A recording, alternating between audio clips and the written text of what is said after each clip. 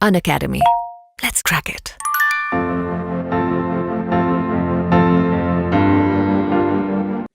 So sir, my first question is like, sir ऐसी कौन सी basic qualities आपको लगती हैं कि हर एक एस्पिरेंट के अंदर होनी चाहिए जिसके बिना ये एग्जाम क्रैक करना बहुत मुश्किल है?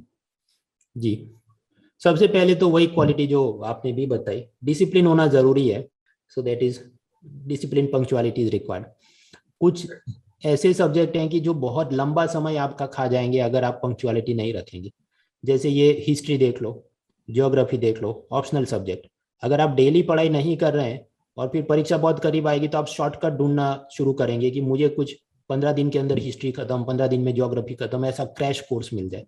But that is not helpful to you, क्योंकि उतने दिन में अपनी बॉडी और दिमाग इतना एब्जॉर्ब ही नहीं कर पाएगा कि वो 50-50 जो एलिमिनेशन करना है एमसीक्यू में हो नहीं पाए. So this is one thing, discipline is required. दूसरा, डिसिप्लिन के साथ साथ ये भी जरूरी है कि blind faith need to be avoided. अंधश्रद्धा नहीं होनी चाहिए. अंधश्रद्धा अपने सीनियर्स में, अपने टीचर्स में, कोई यूट्यूब चैनल पे, उससे बचना चाहिए. इसका कारण ये है, जिन वर्षों में मैं तैयारी कर रहा था उस वक्त मेरे सीनियर्स मुझे एडवाइस करते रहते कि ये जनरल स्टडीज का मैनुअल है, वो पढ़ लो, काम हो जाएगा.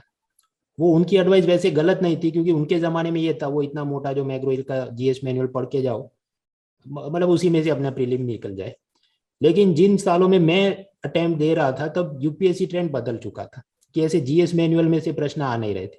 लेकिन मैं वही सब अंधश्रद्धा और भक्ति में कि बस इसके बाद दुनिया है ही नहीं, but I was not finding success. फिर एक बार शांति से मैंने एक एक्सेल फाइल बनाई कि ये जो प्रश्न पूछा है तो अपनी किताब में है कि नहीं, और नहीं है तो कहाँ से पूछा है, then I need to update myself. तब जाके मेरी प्रीलिम क्लियर हुई.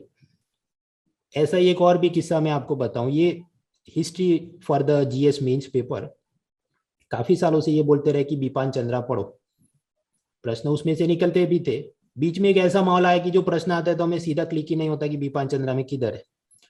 अब धीरे धीरे कुछ टॉपर्स बोलने लगे कि ये असल में प्लासी टू पार्टीशन नाम की एक दूसरी किताब में है.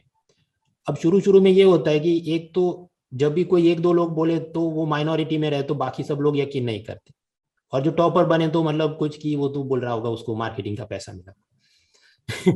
तो कुछ बार ये होता है, ऐसे कुछ बिकाऊ टॉपर्स के चलते सभी टॉपर्स बदनाम है, तो वो सही सलाह भी दे तो कोई सुनता नहीं.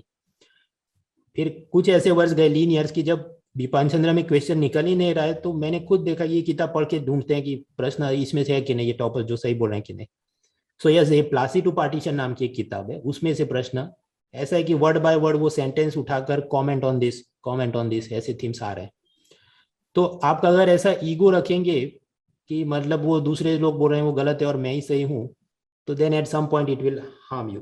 तो दूसरों की भी बात सुननी चाहिए, अपने से जो सीनियर भी हैं, टॉपर भी हैं, जूनियर भी हैं, सबकी बात सुननी चाहिए, बट ब्लाइंड फेथ के साथ नहीं, अंधश्रद्धा के साथ नहीं. सो एंड सिमिलरली ईगो नहीं होना चाहिए, उसी तरह ओवर सेंसिटिविटी नहीं होनी चाहिए. ओवर सेंसिटिव कैंडिडेट मतलब समझिए घर में कुछ भाई बहन माँ बाप के साथ झगड़ा हो गया, सो दे थिंक कि मुझे अपने आर्ग्यूमेंट में जीतना बहुत जरूरी है. या सोशल मीडिया में उन्होंने कुछ कमेंट डाला किसी कानून के बारे में या किसी पे, या व्हाट्सएप ग्रुप में कुछ मैसेज डाला कि इस पर्टिकुलर पॉलिसी या स्कीम पर मेरा ये ओपिनियन है. कोई उसके काउंटर में बोले, वो ओवर सेंसिटिव होकर पूरा दिन डिबेट में लगे रहते हैं. तो फिर आपको 2 घंटे बाद वापस चेक करने की इच्छा होगी, मैंने यूट्यूब पे वो कमेंट डाला था, उसमें बाकी लोगों ने क्या बोला, लाइक किया कि नहीं. If you are over sensitive like that then it will harm you. Phone और ये सब एक बाजू ही रख देना चाहिए, और उसी के साथ जुड़ा मुद्दा ये सोशल मीडिया वगैरह से दूर रहना चाहिए. Of course it is helpful, जो मैंने आपको बताया स्ट्रेस कोपिंग मैकेनिज्म, ये जूम वगैरह, व्हाट्सएप वगैरह से 2-3 क्लोज फ्रेंड के साथ कुछ इंटरेक्शन किया, लेकिन पूरा दिन वो देखते रहे फेसबुक, इंस्टाग्राम, ये वो मोटिवेशनल के लिए मैं इंस्टाग्राम पे मोटिवेशन पोस्ट कर ढूंढूं, उसका भाई कोई फायदा नहीं. अपनी मोटिवेशन अंदर से आनी चाहिए, then only it will sustain. So discipline, blind faith, ego, social media, over sensitivity, these are the things I think are important. बहुत इंटेलिजेंट होना जरूरी नहीं यूपीएससी पास करने के लिए, लेकिन ये चीजें जरूरी है. So that is my answer. Sir next question is, her age group के लोग यूपीएससी क्रैक करते हैं, वर्किंग प्रोफेशनल्स भी करते हैं, स्टूडेंट्स भी करते हैं. Sir what according to you is the best age UPSC preparation start करने के लिए? बेस्ट एज तो